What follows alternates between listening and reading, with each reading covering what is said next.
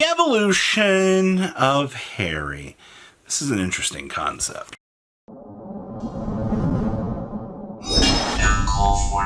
And make sure you guys smash the living crap out of that subscribe button so you guys don't miss out more on us. You guys love my memoirs after testing out here. And the interesting things that come across the table out here. So, one of the most famous people on the OCG side that post a lot of concepts for Vanguard in general, for premium. I mean, they come up with some of the coolest ideas. They posted a concept last month of the idea of being able to use the secondary Harry Strider, the bad Harry, with the crest. Now, we had initially written this idea off because it didn't seem initially too good. It was one of those ideas that you kind of look at and you're like, oh, this feels really terrible. But more and more time has gone on, and, things like Zonky, or, using the V counterpart, these things have been the things that people have been kind of revisiting. Because, Zonky's honestly kind of slow, but on ride, on stride, you get 2 dominations in a turn. If you've got the crest up, you're kind of getting some pretty interesting concepts across the board with that. So we went ahead, we tested it, and surprisingly, it gives you a chance to go second. And basically, this deck is really not making any Oxel circles or anything. You obviously have the ability to make the Oxel circles because you can think the dear old the utility options that Pale Moon has. You have the stride to be able to do its thing, but one Vanguard into another Vanguard swing with the dark side stride. She'll ping herself out. You go into Harry. It's 1, 2, 3, 4, 5 Harry, 6, 7, upwards to 8 attacks a turn. Now, what happens when you're going into the second stride, which will be your kill turn? And, now things are getting a little bit crazier because now you're scaling up 10, 15k on these columns. And then there's also the really crazy grade 3 V or D series card that you can only play if your Vanguard is Pale Moon, but it allows you to start taking things from the drop zone and start putting them into the soul.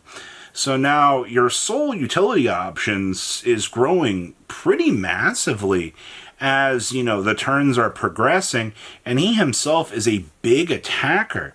So that's kind of cool to think about, that you're able to use these grade 3 scalp, and also, since you are a Magia Vanguard, you do get the ha-ha funny options of being able to use the Magia Stride to call out things, and guess what? You have the stupid grade 3 that lets you column wipe with it. Now, obviously, the stage is, if you're playing against other Pale Moon or other things like that, without those Oxel circles, things on those circles are going to be a little bit annoying, and you might have to try to make some sacrifices to kind of ramp up and kind of extend into those columns to try to do those column wipes, because, you're basically only able to control the 2 main fronts because of this build. But the deck actually does heavy pressure. The Magia aspect of things is pretty good. If you're going first, that kind of sucks, but you can also loop Harry's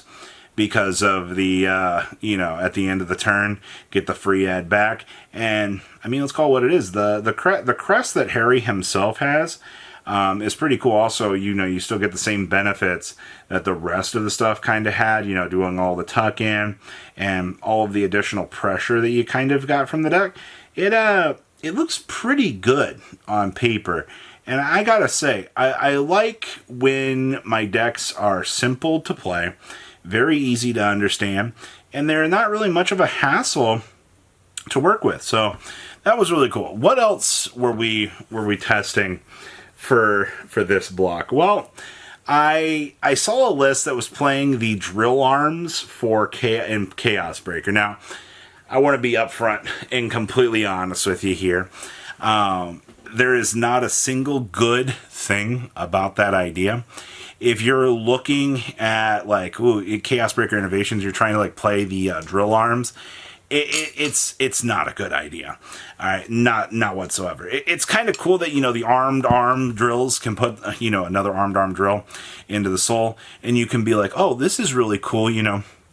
We're going to 15K, you know, we're getting another sole. That's kind of cool, but that's as far as the gimmick goes, all right?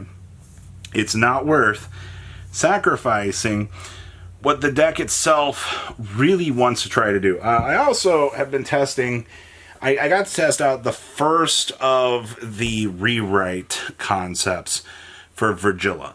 Now, Virgilla is an incredibly strong card. There is no ifs, ands, or buts about how strong Virgilla is in Standard, but in Premium, we can do some really cool things with the rewrite form because we can actually bind the Stride off of the Vanguard circle, and since guess what? The Stride has the same name as the grade 3 Virgilla. So basically, at the end of the turn, you just don't get any real value out of it, but it lets you, for example, the Nuba build was the one I was testing. You can basically be able to draw 3 cards because your opponent's probably not going to try to call anything off of the Stride that, you know, forces the call. And I mean, if they do, I get some free discards out of their hand. That's absolutely, you know, fine by me. But on the opposite side of that equation, I can also go into Mugen Tenbu, do some like mini dominations, and we can just continue on along with all the little extensions. There's some little cool concepts with it, and then of course, you know, you play only one of the little the one buddy mate, and then of course, which is technically just my AC unit, if you want to get really funny about that, and then of course, you've also got the ultimate finishing move that you can do. It's really just slow and haha funny. There is a Narukami list that does also do the same shenanigans, but you can do the stun verse on it and then split down into Virgilla and then bind the Virgilla. That way you can, you know, rewrite back down into it on the next turn.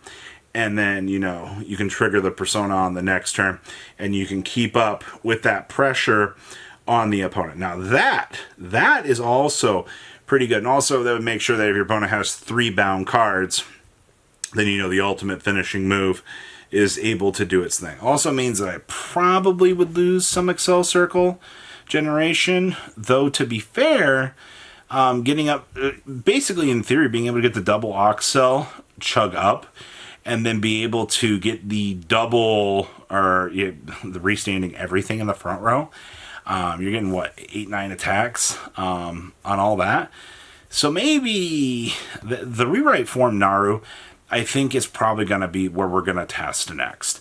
I did really like that idea, and it's up on the floor.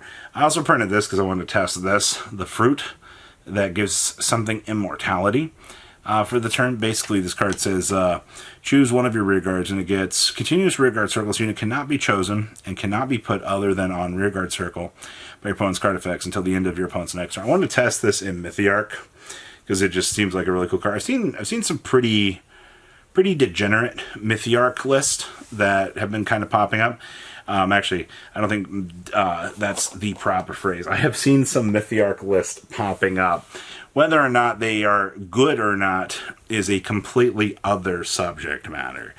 I definitely like the ideas that I'm seeing floating around right now, but I think kind of got to bounce around and test out some more stuff. I honestly thought that we were kind of in a slump for Premium. Every time I think we're in a slump, something cool comes up, and I'm just like, ooh. You know, I'm excited. You know, it's like we can test out another cool idea. Also, side note here, I've been looking at Standard a little bit more. I do want to test all the buddy fight decks. I think they're all very cool. Maybe you might see some Standard gameplay on here. I'm not exactly sure. It really just depends on what I'm able to pick up and some of the other cool stuff, depending on, you know, just space for deck building and so forth. But alas, we will have to wait and see. So what do you guys think? right now. Please, leave a comment down below. Tell me what you guys think. I don't really want to become the standard channel because then I feel like we disappoint everybody with premium.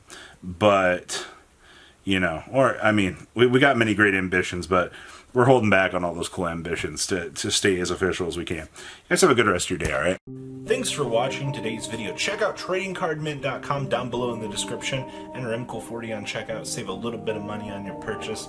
Check out mcoolgames.com if you're interested in getting some cool play mats and single trading cards as well. Make sure you guys subscribe to the channel. Turn on those notifications so you don't miss one of our videos.